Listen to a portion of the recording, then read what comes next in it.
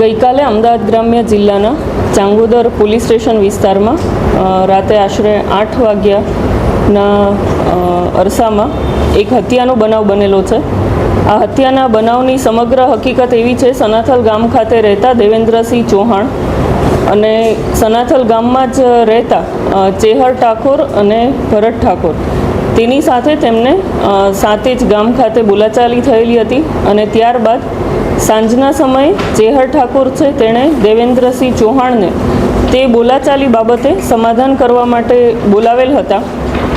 અને દેવેન્દ્રસિંહ ચૌહાણ જે છે તેની સાથે તેના અન્ય 3 મિત્રોને લઈને સવારે જે બોલાચાલી થઈ હતી તે બાબતે સમાધાન કરવા ભરત ઠાકોરના ઘરે ગયેલ હતા અને આ ઘરે ગયા એ વખતે ચેહર ઠાકોર, તેના ભાઈ ભરત ઠાકોર,